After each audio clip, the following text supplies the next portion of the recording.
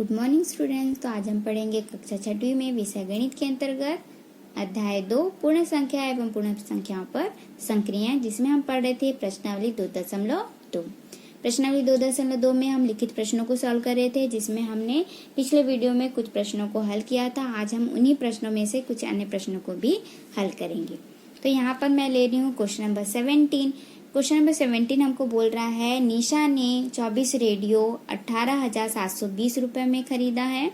एक रेडियो का मूल्य ज्ञात कीजिए यदि प्रत्येक का मूल्य समान हो। देखिए यहाँ पर जो निशा ने कितना रेडियो खरीदा है, 24 रेडियो खरीदा है। क्या 24 रेडियो से आप एक रेडियो का मूल्य ज्ञात कर सकते हैं? किस प्रकार ज्ञात कर सकते हैं?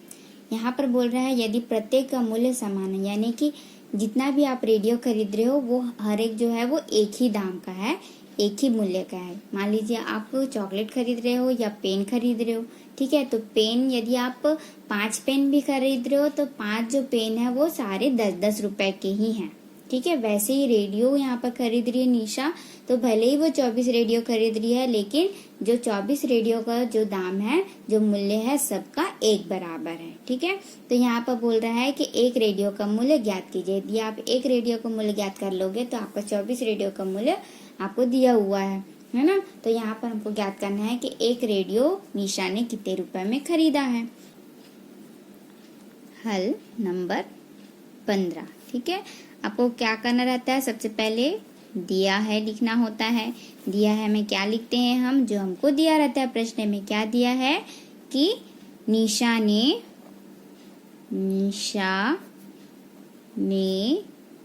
24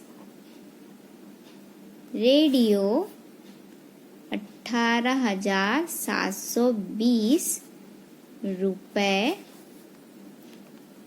में खरीदे, ठीक है। निशा ने 24 रेडियो 18,720 रुपए में खरीदे, ठीक है। इसे ही हमको क्या करना रहता है, चूंकि लगा के लिखना होता है। चूंकि 24 रेडियो का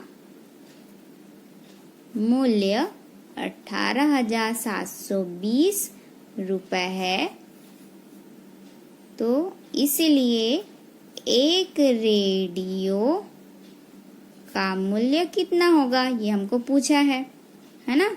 तो हमने इसके पहले जो क्वेश्चन सॉल्व किया था पिछले वीडियो में, तो मैंने आपको बताया था यदि हमको बड़ी संख्या दी है और छोटी संख्या लाना है तो हमें क्या करना पड़ेगा, भाग करना होगा। और यदि हमारा छोटी संख्या है, यदि हम बड़ी संख्या ला रहे हैं तो हमको कहाँ पर क्या करना रहता है, गुणा करना रहता है ना। तो यहाँ पर देखो हमारा क्या है, बड़ी संख्या दिया हुआ है। बड़ी संख्या दिया हुआ है तो हमें क्या करना होगा, इसे छोटी संख्या में बदलना है।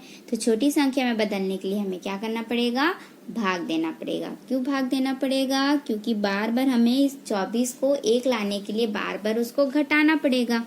जब हम किसी संख्या को जोड़ते तो वो संख्या बड़ी होती जाती है, और यदि हम किसी संख्या को घटाते तो वो संख्या छोटी होती जाती है। तो 24 बड़ा है और एक छोटा है, तो 24 को बार बार हमको घटाना पड़ेगा, तभी हमारा एक आएगा। तो बार बार घटाने की जो प्रक्रिया है उसको हम क्या कहते हैं, भाग संक्रिया कहते हैं। तो यहाँ पर हमको क्या करना पड़ेगा, भाग करना पड़ेगा, ठीक है। तो हम किससे भाग करेंगे, 24 से ही भाग करेंगे। क्यों 24 से भाग करेंगे, क्योंकि हमारा ये 24 है, 24 को 24 से ही भाग करूंगी, ठीक है। यहाँ पर मान लीजिए 24 से आप भाग कर रहे हो, तो 24 को 24 से ही भाग करोगे तब यहाँ पर हमारा एक आएगा। तो इसी तरह यहाँ पर भी हमको क्या करना पड़ेगा, 24 से ही भाग करना होगा। ये मैंने पिछले वीडियो में भी आपको अच्छे से इसको एक्सप्लेन किया हुआ था, ठीक है। तो हम यहाँ पर लिख देंगे 18,720 भाग 24, ठीक है, इस तरह से। अब यहाँ पर हम 24 से भाग करके देख लेते हैं कि हमारा कितना आंसर आ रहा है, ठीक है। 18,720 को हम 24 से भाग करेंगे, ठीक है। तो यहाँ पर हम भाग करेंगे तो 24 सत्ते, ठीक है। 24 सत्ते कितना आ जाएगा हमारा, 168, ठीक है, इस तरह से। तो ये देखो 7 है और ये 8 है, तो क्या 7 8 को घटा पाएगा? 7 तो कम है ना 8 से, तो क्या करेंगे, ये यहाँ से हम हासिल ले लेंगे। यहाँ से हासिल लेंगे तो कितना आ जाएगा, ये 17 आ जाएगा। तो 17 में से 8 घटेगा, कितना आ जाएगा हमारा, 9 आएगा। ठीक है, और ये कितना हो जाएगा हमारा, 7 हो जाएगा। तो 7 में से 1 घटेगा तो कितना आएगा, सॉरी 7 में 6 घटेगा तो कितना आएगा, 1 आ जाएगा। और 1 से तो 1 कैंसल हो गया। ठीक है, इस तरह से हमने घटाया। आपको तो भाग देने आता है ना। फिर कौन सी संख्या उतरेगी, 2 वाली संख्या उतरेगी, इस तरह से। तो ये कितना हो गया, 192। अब 24 को यदि आप 8 से मल्टीप्लाई करोगे तो आपका 192 आ जाएगा, 192। ठीक है, फिर आप इसको माइनस करोगे तो ये पूरी आंसर क्या है, कैंसिल हो जाएगा। ठीक है, 192 पूरा कैंसिल हो गया। अब क्या उतरेगा, 0। अब 0 कैसे आएगा, 124 को यदि किसी भी संख्या को 0 से मल्टीप्लाई करने से क्या आ जाता है, 0 आ जाता है। तो इस तरह से आपका पूरा आंसर क्या हुआ, कंप्लीट हो गया। तो कितना आया हमारा आंसर, 780। तो 18,720 को 24 से हम भाग करेंगे तो कितना आ जाएगा, 880 रुपए। ठीक है, तो ये हमारा इतना आप भाग करके भी दिखाओगे और ये आपका आंसर है। तो इसके नीचे आंसर भी आपको लिखना है। ठीक है, तो इस तरह से क्या हुआ कि 24 रेडियो का मूल्य 18,720 रुपए है। तो एक रेडियो का मूल्य कितना हुआ, 780 रुपए हुआ। ठीक है, तो इस तरह से हमने क्या सीखा, आप इसी तरह से प्रश्नों को हल करोगे। यदि आपको छोटी संख्या से बड़ी संख्या लाना है तो आपको क्या करना होगा, छोटी संख्या से बड़ी संख्या लानी है तो गुणा करना है, और यदि बड़ी संख्या से छोटी संख्या लानी है तो आपको वहां पर भाग करना है। अब हम पढ़ते हैं प्रश्न नंबर 11। प्रश्न नंबर 11 आपको बोल रहा है भागफल तथा शेषफल ज्ञात कीजिए तथा विभाज्यता के संबंध की सत्यता की जांच कीजिए। ठीक है, यहाँ पर आपको क्या करना है, भाग करना है। तो इस तरह से आपको दिख भी रहा होगा कि आपका प्रश्न मैंने यहाँ पर दूसरा नंबर का लिया है। 92,845 को 300 से आपको भाग देना है, और इस तरह से हमने भाग का भी निशान लगा लिया है। ठीक है, अब हम भाग करेंगे तो यहाँ पर देखो संख्या हमारी कितनी है, 3 संख्या है। तो हम 3 संख्या या 4 संख्या शुरुआत में ले सकते हैं। तो यहाँ पर हमारा जो 3 है, ठीक है, 300 0 तो आपका मल्टीप्लाई हो जाएगा, यानी कि आप पहाड़ा पढ़ सकते हो 3 का। तो 3 एकम 3, 3 दूनी 6, 3 तिया 9, 3 चौक 12। तो 12 बार में 4 बार में देखो ये कितना आ जाएगा, 12 आ जाएगा, जो कि 9 से ज्यादा हो गया है ना। हमको 9 से कम लेना है। तो क्या 3 एकम 3, 3 दूनी 6, 3 तिया 9, तो आ रहा है 9। तो 300 में 300 को यदि हम 3 से गुणा कर देते हैं तो ये हमारा कितना आ जाएगा, 900 है। ठीक है, तो 928 से 900 तो छोटा है ना, तो इसलिए हम 900 यहाँ पर ले सकते हैं। अब देखो घटाएंगे तो यहाँ पर क्या आ जाएगा, 8 ही आ जाएगा, क्योंकि 8 में 0 घटेगा तो 8 आएगा। ठीक है, 2 में 0 घटेगा तो 2 ही आएगा, लेकिन 9 में से 9 घट जाएगा तो पूरा कैंसिल हो जाएगा, 0 बच जाएगा। अब हम नेक्स्ट संख्या उतारेंगे तो हमारा क्या है, यहाँ पर 4 है। ठीक है, तो कितना हो गया, ये 284 हो गया, 284 है ना।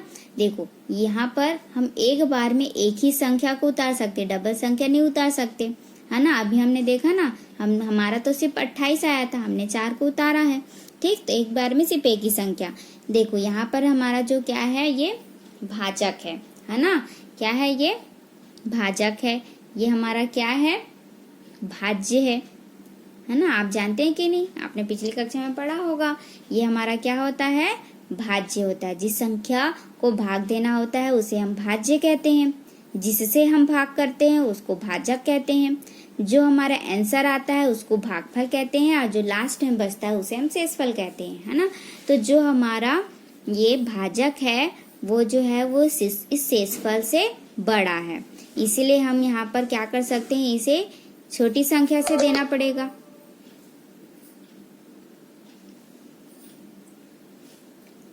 तो ये जो हमारा भाजक है वो इस शेषफल से बड़ा है ना। हमने संख्या को उतारा, फिर भी ये संख्या क्या हो गई, छोटी हो गई। तो 300 एकम 300 होगा, तो 300 तो ज्यादा हो जाएगा 284 से, इसलिए हम किससे देंगे, 0 से ही देंगे। ठीक है, क्योंकि 1 से छोटा क्या होगा, हमारा 0 ही होगा, उससे तो और कोई छोटा हो नहीं सकता, इसलिए हम क्या करेंगे, 0 बार में देंगे। तो ये कितना आ जाएगा, देखो 284 ही आएगा, क्योंकि 0 से घटाने से तो वही संख्या आएगी। लेकिन अब ये क्या हो गया कि हम दूसरी संख्या यहाँ पर ले सकते हैं, ठीक है, एक बार में एक संख्या, तब ये देखो कितना हो गया, 2845 हो गया।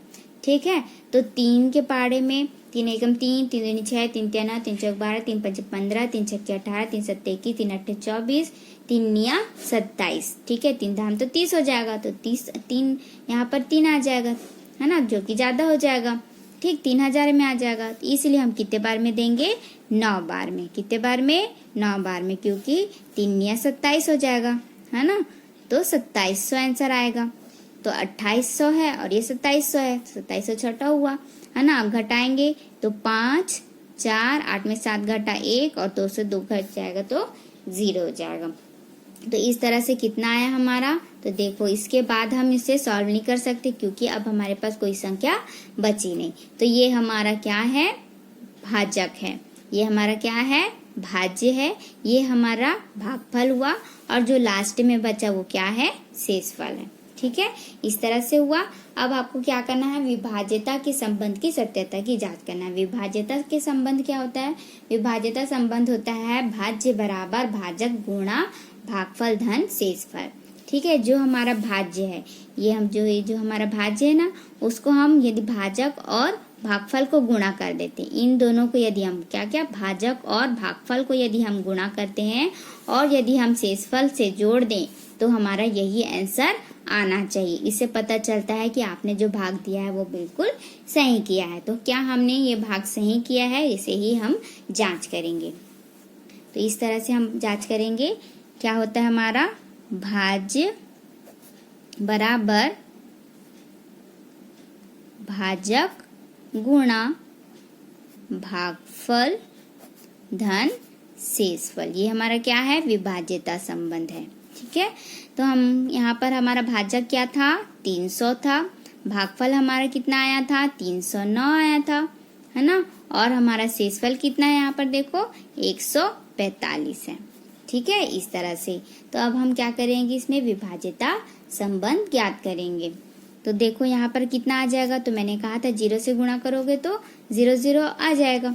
तो यहाँ पर हम सिर्फ 3 से गुणा करते हैं। ठीक है, तो क्या हो जाएगा, 3 निया 27, 27 का 7 हासिल कितना आया, 2, 3 शून्य 0, तो 2 का 2 आ जाएगा।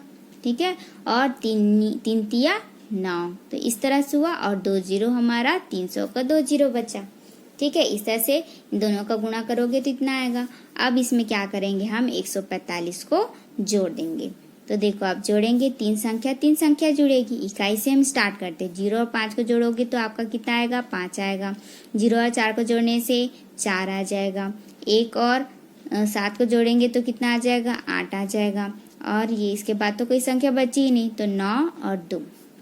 ठीक है, तो क्या ये आपका भाज्य है, हाँ है ना, हमारा भाज्य यही है 92,845। तो इस तरह से हमने जो भाग किया था वो बिल्कुल सही आया था, हमने सही भाग किया है। ठीक है, ये होती है विभाज्यता संबंध। ठीक, आपको सही भाग देना है। आप यदि सही भाग करोगे तो आप यदि भाजक और भागफल को गुणा करते हो और शेषफल से जोड़ोगे तो आपका भाज्य सेम आएगा। ठीक, तो यहाँ पर हमारा प्रश्नावली 2.2 कंप्लीट होता है।